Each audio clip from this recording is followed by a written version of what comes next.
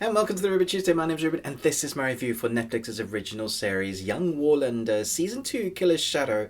I don't think you need to have seen Season 1, but there are bits from Season 1 that they reference, and there's an overarching arc that is going to be played out in future seasons. So bear that in mind. If you're coming into this just watching Season 2, it is a contained arc, but there will be references to other places. But for now, let's jump in. So I have mixed feelings about this season.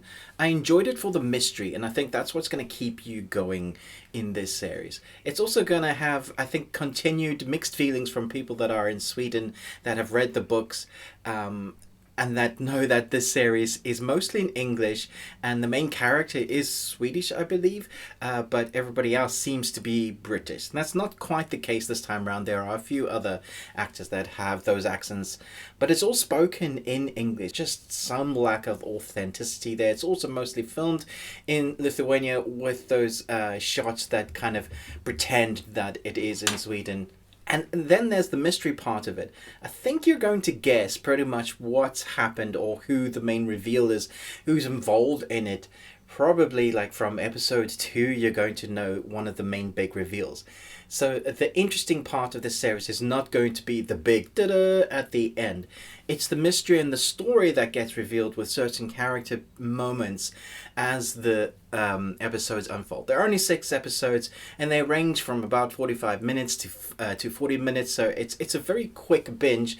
I think if you like mysteries and you enjoyed the first season, you're going to find this enjoyable.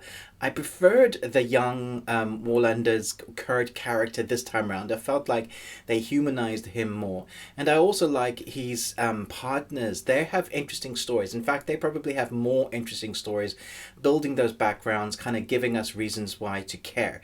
So when you have an action sequence that comes towards the end of what's happening with your investigative team, you care about the action, and I think it's a good writing moment. I do feel like if this is another adaptation from the many books that there are from this character, that it feels like we're missing stuff that could have made this series meatier. I think that is the biggest issue, that it is missing some meat. That's not to say I didn't enjoy it. I think visually it looks fantastic. There was a moment that I caught out of the corner of my eye because I was having a conversation with my one son. I had to go back and look at it, switch off the light. It's on the projector, and I was like, wow, that looks fantastic. Beautiful to look at, especially those night shots in the midst of a character that we're following. And I just thought, wow, this is so beautifully filmed.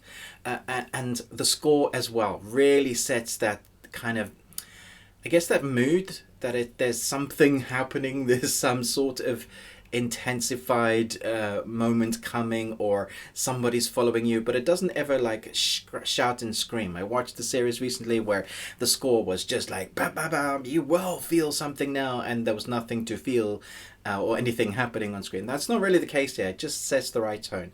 So there are definitely things that make this series work, and there are also moments that are quite tense. There are also emotional moments between characters where they found out, certain things about their families. There's a brother and brother relationship that I liked, or that is part of the story. Wallander, he's going through a number of things that, like I said, our side characters get good background story.